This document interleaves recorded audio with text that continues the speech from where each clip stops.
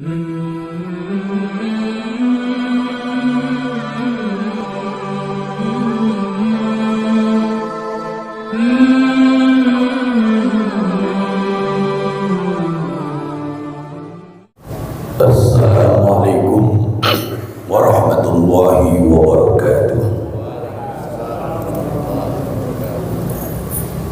Alhamdulillah wa syukurillah, wassalatu wassalamu ala rasulillah Muhammad bin Abdillah, wa la hawla wa la quwwata illa billah. Para pengurus masjid Tatimah kemuliaan, Bapak Ibu para jemaah, calon ahli jannah semuanya. Allah Alhamdulillah, kita sangat beruntung sampai di hari yang ke-21 ini ya. 21 ya. Masih istiqomah puasanya, istiqomah tarawihnya, istiqomah subuh berjamaahnya, dan juga istiqomah di dalam kajian subuhnya. Semoga ini menjadi pertanda bahwa kita ini umat yang dirindukan Rasulullah SAW, umat yang membanggakan Rasulullah SAW. Dan semoga kita termasuk orang yang diselamatkan di akhirat dari masuk ke dalam neraka. Na'udzubillah. Para jamaah yang mulia, walaupun kita di dunia ini sukses jadi orang kaya raya, atau menjadi orang yang sangat berkuasa, atau menjadi orang yang sangat masyhur namanya, namun kalau di akhirat masuk neraka, Rasulullah SAW kecewa. Rasulullah SAW sedih, karena kalau satu saja umat beliau masih di neraka, itu adalah kesedihan dan perhatian beliau. Dulu ketika Allah Subhanahu wa ta'ala menurunkan surat Ad-Duha sampai ayat yang kelima, wa yasawwalutika rabbuka fatarduh, dan sungguh Tuhan akan memberikan anugerah kepadamu lalu kamu akan ridho. Kita baca dalam tafsir Jalalain, maka Rasulullah langsung munajat kepada Allah, idzan la ardu wa wahidun min ummati binnar. Kalau demikian ya Allah, maka aku belum ridho, aku belum rela, aku belum puas sedangkan satu saja dari umatku masih ada di dalam neraka. Jadi pada jamaah yang mulia, Rasul tidak memikirkan yang semiliar, yang sejuta, yang 100, yang 10, satu saja dipikirkan oleh Rasulullah SAW. Beliau sudah di surga, namun kalau masih tahu ada satu saja umatnya masih tersisa di neraka, menjadi kesedihan dan perhatian beliau, sampai dipastikan semua umat Islam itu sudah ada dalam surga. Rasulullah baru tenang di dalamnya. Para jamaah yang mulia, kenapa demikian? Rasulullah begitu perhatian urusan surga neraka umatnya, karena memang apalah artinya kalau kita di dunia ini jadi orang yang hidupnya paling nikmat, paling kaya, paling kuasa, paling nyohor namanya, tapi tidak ada masuk neraka. Kita bisa buka dalam kitab-kitab hadis, misalnya Riyadhus Shalihin, ada hadis dari Imam Muslim dari sahabat Anas bin Malik, Rasul bersabda, "Yu'ta bi bi an'ami ahli dunya dan dari yaumil qiyamah. Bayus berbinar sofa akan didatangkan nanti di hari kiamat orang yang di dunia hidupnya paling nikmat. Mungkin dia orang paling kaya, orang mungkin dia orang paling kuasa, raja di raja, orang yang paling nyohor namanya, followernya paling besar, paling banyak. Sayangnya dia adalah ahli neraka. Mungkin kafir, mungkin munafik, atau mungkin fasik. Bayus baru binar sopo. Orang ini dicelupkan ke dalam neraka, celup satu celupan, langsung diangkat dan ditanya, yuqalu ya ibna Adam hal ra'aita khairan qattu hal mara bika na'iman qattu. Wahai manusia, apa kamu pernah lihat kebaikan? Apa kamu pernah ketemu kenikmatan? Apa katanya? Wa yaqulu la wallahi ya Rabbi, tidak demi Allah wahai Tuhanku. Ini banyak orang yang di dunia paling nikmat, paling kaya, paling kuasa, paling masuk namanya, tapi di akhirat masuk neraka. Satu celupan neraka menghilangkan seluruh memori kenikmatan dunia. Na'udzubillah min dzalik. Sampai dia ditanya, pernah ketemu kebaikan? Pernah melihat kenikmatan? La wallahi rabbi, tidak sama sekali ya Tuhan. Makanya kita tidak usah iri, tidak usah takjub kepada orang-orang yang kaya raya, orang-orang yang berkuasa, tapi dia kafir, tapi dia munafik atau dia fasik. Sebab jangankan orang kafir, orang munafik, orang fasik pun kalau sampai mati dia tidak mau tobat, dipastikan mampir ke neraka. Innal munafiqina wa ammal ladzina fasaku wa ma'ahum nar. Ada orang fasik tempatnya neraka. Kalau orang munafik lebih bahaya lagi. Innal munafiqina fi darkil asfali minan nar. Sesungguhnya orang-orang munafik tempatnya di dalam keraknya neraka. Orang kafir di awal Quran disebut innal ladzina kafaru sawa'un 'alaihim a'andzartahum am lam tunzirhum minhum qatamallahu 'ala qulubihim wa 'ala sam'ihim wa la yubsirun wa lahum 'adzabun 'adzim. Beragam yang mulia. Lalu sebaliknya, wa yutabi'asun nasi musabbid dunya min ahli jannah wa yusbaru sohbatan bil jannah. Nanti akan didatangkan dari kiamat orang yang di dunia hidupnya paling susah, paling sengsara. Mungkin dia orang paling miskin, mungkin orang yang paling rendah pangkatnya, mungkin orang yang paling pesek hidupnya, paling hitam kulitnya, dan paling hal-hal yang dianggap orang itu hina di dunia. Namun dia adalah min ahli jannah, dia ahli surga. Dia seorang mukmin, muslim, mukminin, mukminat yang ahli amal soleh, yang istiqomah dalam ibadah, yang akhirnya husnatimah.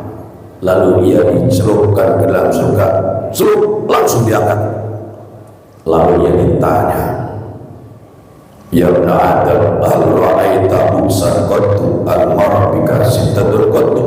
Hai manusia, kamu pernah lihat kesusahan? Kamu pernah bertemu penderitaan? Apa katanya? Wa yaqulu la wallahi ya Rabbi ma rabbi bu'san qattu wa ra'aitu sittatul qattu. Tidak, wahai Tuhanku, saya tidak pernah lihat kesusahan, saya tidak pernah bertemu penderitaan. Jadi para jamaah yang mulia, sesusah-susahnya orang beriman di dunia, semenderita-menderitanya orang yang ahli amal soleh di dunia. Kalau nanti sudah masuk ke alam akhirat, dicelupkan ke dalam surga, satu celupan aja, maka seluruh memori penderitaan itu lenyap tak bersisa. Bahkan ditanya, Mas pernah lihat susah? Tidak pernah. Pernah ketemu penderitaan? Tidak pernah. Maka mari kita bersabar. Di dunia ini kita memang banyak taklif, banyak hukum-hukum yang harus kita jalankan, banyak larang-larang yang harus kita hindari, banyak amal yang harus kita tunaikan, banyak ujian yang harus kita hadapi. Sabar aja, sabar. Tidak lama, sepanjang usia saja. Nanti kalau sudah kita tinggalkan dunia ini, masuk alam kubur, alam akhirat, insya Allah seluruh memori penderitaan itu lenyap tak bersisa, berganti dengan kenikmatan yang abadi. Maka inilah di antara yang menyebabkan Rasulullah sangat perhatian. Beliau ingin jangan sampai ada satu saja dari umatnya yang tersisa masih di dalam neraka. Terjamah yang mulia, lalu apalagi yang membuat Rasulullah begitu perhatian urusan surga dan neraka umatnya? Karena kalau kita di dunia istiqomah dalam ibadah, akhir hidup khotimah, di akhirat kita dapat ridha Allah sama Rasulullah, masuk surga. Di surga itulah sesungguhnya apa yang kita harapkan itu wujud. Di dunia ini kita banyak berharap, tapi harapan itu sebagian kecil saja yang wujud. Tapi di surga Allah Ta'ala berfirman di Fussilat 21, walakum biha ma tastahi anfusukum walakum biha ma tad'un. Di dalam surga apapun saja yang kamu ingin didapatkan, apapun saja kamu minta diberi. Ibu-ibu pengen ya Allah, enak ini kalau pakai perhiasan kanan pakai gelang 10, kiri 10, langsung ada perhiasannya itu. Enak ini kalau makan opor ayam, langsung ada opor ayam. Mau makanan, mau minuman, mau apa saja di surga, asal ingin langsung wujud. Apalagi minta. Di dunia tidak bisa seperti itu. Sampai konglomerat mau makan pesan dulu, nunggu proses masak dulu. Di surga langsung. Terus apa lagi yang dipastikan di dunia dan mungkin bisa wujud bagi yang sudah sepuh-sepuh pengen muda lagi tidak bisa. Tapi di surga nanti semuanya kembali muda dalam kondisi yang paling top-topnya, paling seger-segernya. Masya Allah.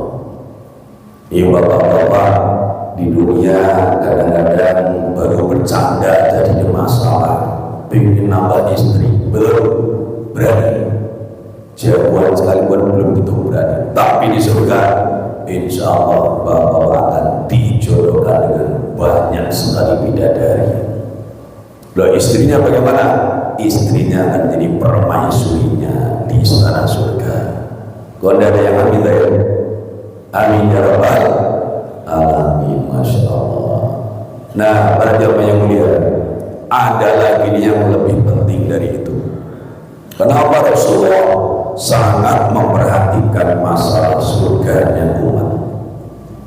Karena di surga insya Allah kita bisa kumpul kembali keluarga besar kita. Dunia punya sifat memisahkan. Nabi Adam di surga bersama dengan istri beliau Siti Hawa. Begitu diturunkan ke dunia dipisah. Nabi Adam diturunkan di India, Sayyidah Hawa atau Sri Ulama diturunkan di Jeddah. 200 tahun kemudian baru bertemu di Padang Arafah.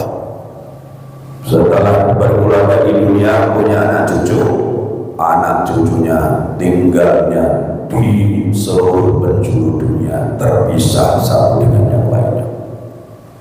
Dunia pun demikian. Coba kita lihat keluarga kita sendiri. Di mana bapak ibu kita berada? Di mana kakek nenek kita berada? Di mana kakak adik kita berada? Kadang di Jakarta tidak bisa satu tempat karena takdir tempat tinggal dan tempat untuk menjemput rezekinya kadang beda-beda. Kadang dipisahkan oleh kota, dipisahkan oleh provinsi, dipisahkan oleh pulau, bahkan ada dipisahkan oleh negara, bahkan benua. Di dunia kita terpisah-pisah, bahkan dengan orang-orang yang paling kita cintai dan keluarga. Namun di akhirat, insya Allah kita bisa kumpul kembali asal kita sekeluarga kompak. Di dalam Al-Quran surat Tarat ayat 3 Allah berfirman, Jannatu adnin yadkhulunaha wa man salaha min abaihim wa azwajihim wa dzurriyyatihim.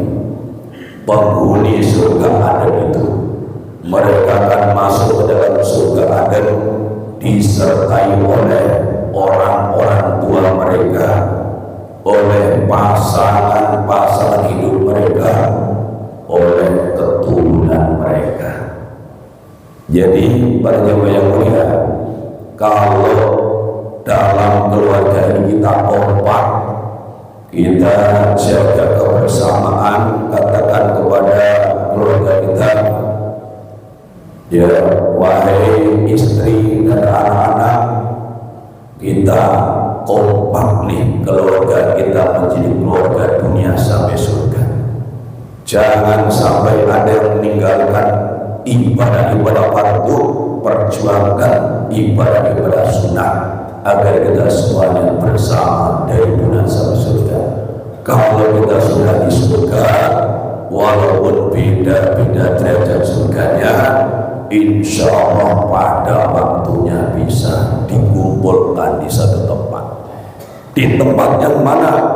Di tempat paling tinggi yang bisa diraih dalam keluarga itu. Misalnya nih, bapak-bapak dan ibu-ibu yang rajin ngaji seperti ini, insya Allah surganya paling tinggi. Goyang amin cuma 3 orang ya. Bapak-bapak ibu-ibu yang rajin ngaji, selain ibadah, surganya paling tinggi. Sebab kalau kita baca keterangan dalam kitab Kewenangan, perbedaan orang yang cuma mau ibadah dengan orang yang ibadah dan menuntut ilmu, perbandingannya 700 derajat. Ada orang yang cuma mau sholat tapi tidak mau belajar ilmu sholat. Ada orang yang mau baca Quran tapi tidak mau belajar ilmu baca Quran, apalagi tafsir Quran. Beda derajat, bedanya 700 derajat. Kemudian alhamdulillah kita istiqomah, akhirnya mendapat surga. Oh, surga betul, surga yang tinggi. Lalu bapak ibu kita, kakek nenek kita, istri kita, suami kita, anak-anak cucu kita masih di bawah. Tapi di surga maka diangkat oleh Allah Subhanahu wa taala. Di dalam tafsir Ibnu Katsir berkata, yujma'u bainahum wa baina ahbabihim biha minal abai wal ahlina wal abna'i mimman wasilul jannati minal mu'minin. Akan dikumpulkan di antara penghuni surga Aden ataupun surga-surga yang tinggi itu, di antara mereka bersama dengan orang-orang yang mereka cintai dari kalangan bapak-bapak mereka, kakek nenek mereka, kemudian pasangan hidup mereka, suami istri mereka, dan keturunan mereka, anak cucu mereka, dikumpulkan asalkan mereka soleh yang patut masuk surga. Kenapa demikian? Litaqara'irhum bihim, supaya penghuni surga ada itu mereka bisa tenang, tentram, bahagia bersama dengan orang-orang mereka cintai. Karena hakikatnya manusia tak bisa bahagia sendiri. Orang berbahagia kalau berkumpul bersama keluarga dan orang-orang yang mereka cintai. Alhamdulillah itu bakal diwujudkan oleh Allah. Hatta annahu turfa'u darajatul adna ila darajatil a'la, sampai-sampai orang yang surganya paling rendah diangkat ke surga yang paling tinggi tanpa mengurangi yang tinggi itu di derajatnya. Para jamaah yang mulia, disinilah kesempatan banyak di antara kita sebagai anak belum bisa membalas apapun kepada orang tua, sebagai cucu belum bisa membalas apapun kepada kakek dan nenek kita, sebagai orang tua belum bisa kita membahagiakan anak-anak kita, sebagai suami belum bisa memenuhi segala istri kita.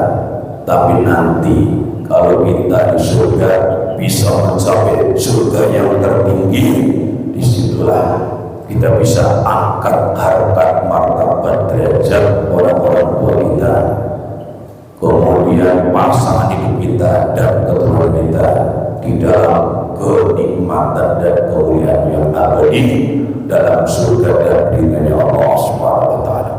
Semoga kita semuanya tidak menyanyiakan kesempatan bulan suci Ramadan ini dengan baik, sebab intinya sesungguhnya pada yang mulia, ibadah Ramadan terlebih ibadah puasa itu di antara tujuannya adalah menuntut kita masuk surga. Kita semua dah tahu perintah Ramadan berpuasa biar tidak aman kutiba manusia karena kutiba dengan qablikum la'allakum tattaqun. Jadi perintah puasa itu supaya kamu sekalian menjadi orang yang bertakwa. Kenapa puasa menuntut kita dalam takwa? Karena memang orang yang bertakwa itulah yang tempatnya di surga.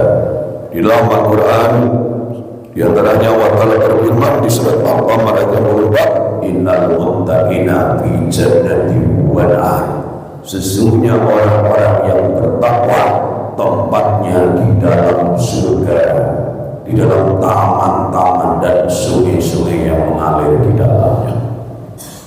Para jamaah mulia, yang terpenting lagi adalah bahwa kalau kita dalam hidup ini sudah punya visi menjadikan kita dan keluarga ini min ahli jannah, termasuk calon penghuni surga, insya Allah di dunia pun kita sudah mulai merasakan suasananya.